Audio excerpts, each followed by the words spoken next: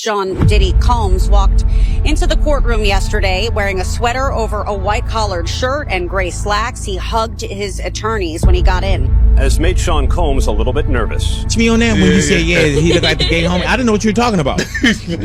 No, I wouldn't go to... Do you think this might be too early? Could be a life sentence. The sex trafficking is 15 years minimum, and the transportation for prostitution purposes is 10 years minimum. So various charges against them. The three main ones are racketeering, basically extortion, sex trafficking, and the transportation of people across state lines. Diddy walked into that courtroom cool as can be playing it, like he had everything under control, sharp suit, dark tones, not a hair out of place, like he was untouchable. But as soon as that new music by 50 Cent began blasting over the speakers, everything changed. The whole room stopped. You could sense the energy shift, the information in that clip dynamite. And just like that, Diddy's composure gone, his expression fell, his demeanor cracked. This man, who always moves like a boss, was suddenly rattled in front of everyone. This wasn't just a court appearance. Statement is something from, you can tell it was written by a lawyer. Because there's a point where it kind of gets aggressive. He's like... It became a full-fledged drama. Jaws were dropping, people were whispering, and the spotlight was hot burning. It was crazy to see someone who's always been the puppeteer himself now seeming to be losing grip on the strings, from petty digs online to a packed courtroom full of tension. This drama popped quick. When Diddy first entered, he had that Fox calm thing going, smooth walking, flexing like the man. But if you look closely enough, you could see it, the tense shoulders, the faux cool. And when those eyes tracked him, he felt that quiet heat kindling in the room. Everyone in that courtroom felt that something was about to fall. The tension wasn't just thick, it was choking. Various charges against him. The three main ones are racketeering, basically extortion, sex trafficking, and the transportation of people across state lines. People were whispering behind their hands, eyes glued to their phones, waiting for the bomb to detonate. Did he attempt to play it cool, giving polite nods to his lawyers, sitting up straight like none of the mayhem touched him?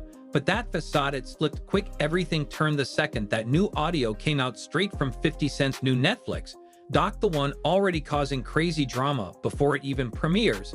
And when that recording played, you could hear a pin drop, not a cough, not a shuffle, nothing, just Diddy's voice, loud and clear, joking around in a slick, suggestive tone. He was talking about shopping with another man, saying he'd pay the bill, saying they needed to kick it. On the surface might seem like nothing, but with all the heat he's under right now, those words hit way different. Will you go out to the prison and will you visit him just for funsies? I don't know. Look, because you think that right now he can feel like I'm his enemy. What? Yeah, why would you feel that way? I mean, I'm not his enemy, the federal government. Suddenly, it wasn't casual conversation. It felt intimate, it felt wrong. And people in that room were glancing around like, did he really say that? This wasn't any ordinary audio drop. The courtroom was getting the version of Diddy 50 Cent had been taunting for years. As that clip played, responses were immediate. A few gasped loudly, some glanced around bewildered, and others just sat there rigid, obviously taken aback by what they were hearing. In the back row, reporters went into overdrive, typing furiously.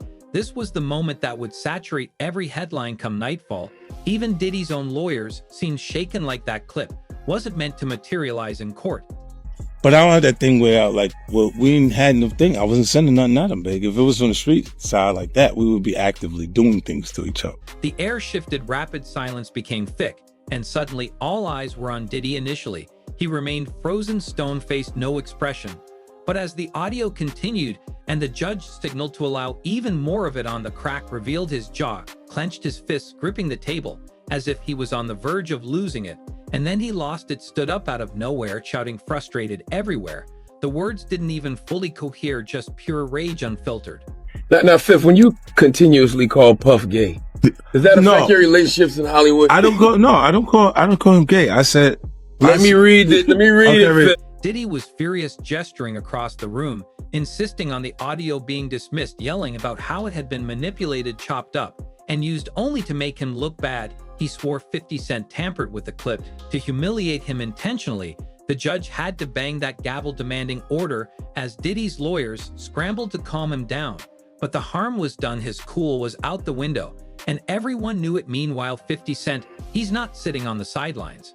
and how much detail he could go into about his testimony.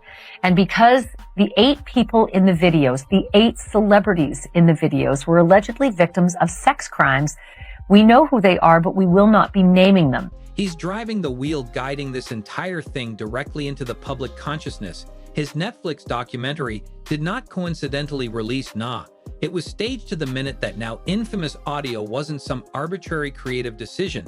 It was a deliberate hit. 50 knew what he was doing. He released that footage at the exact moment Diddy's legal issues began to come to a boil, and believed this wasn't bad timing for Diddy. It was a power move, a brazen action in a larger game. As the producer and the voice of the entire series, 50 Cent ensured that documentary wasn't a highlight reel of Diddy's achievements.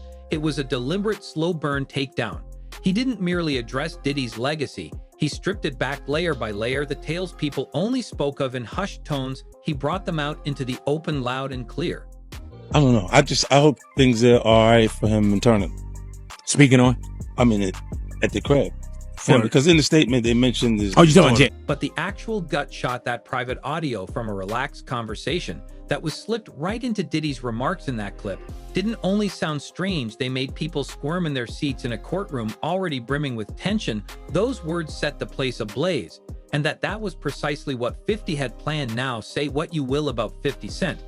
Could be a life sentence. The sex trafficking is 15 years minimum, and the transportation for prostitution purposes is 10 years minimum. So he's known for trolling, sure. He's a marketing beast, no doubt. And when it comes to settling beef, he doesn't stop till he buries it. But this doc wasn't just about petty shots. There's a deeper play here. The feud's been going on for years. But this one felt personal and strategic. For years, 50 Cent's been dropping slick little jabs, cryptic posts, inside jokes, and interview digs about Diddy that always kept the rumors alive. But when the latest wave of legal trouble hit, Diddy, 50 didn't just clown around with memes or sidey captions. He went full throttle. He saw his shot and took it, making sure the world didn't just hear whispers. They got the full, unfiltered version of a Diddy. Most folks never get to see. This wasn't just trolling. It was a calculated strike. Call it a personal vendetta if you want, and yeah, maybe some of it is, but there's something bigger going on. 50 looks like he's trying to rip the lid off a part of the industry that, in his eyes, has been protected for way too long. That documentary, it's more than shade. It's a weapon and a mirror, and love him or hate him, it's doing damage. The fact that the judge even allowed that audio into evidence, that says it all. It hit hard, a full-on bombshell that left the courtroom in shock.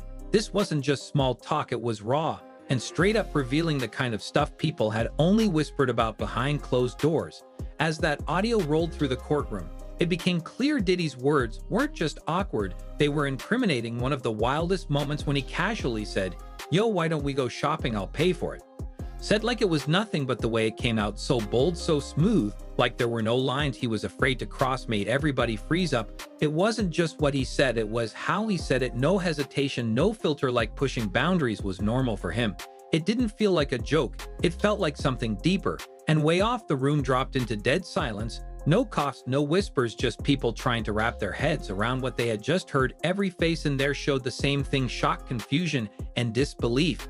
It wasn't just that one wild comment, the whole conversation showed someone crossing lines that most wouldn't even think about. It painted Diddy as a man who blurred professional and personal boundaries in ways that had people straight up uncomfortable. First, he dropped a casual "let's kick it," then followed it up with something way out of pocket, talking about playing with your booty in Miami. That one had jaws on the floor. These weren't just awkward jokes, they matched up a little too well with whispers that have been following Diddy for years. Whether he meant it as a joke or not doesn't even matter. The fact he said all this on a recorded call, that's what changed the game. The courtroom was buzzing, people were looking around, shook. It was clear this wasn't about to blow over. That audio didn't just raise eyebrows, it added real weight to the more serious claims made against him. For years, folks have been hinting at shady behavior, rumors floating around about what goes on behind closed doors.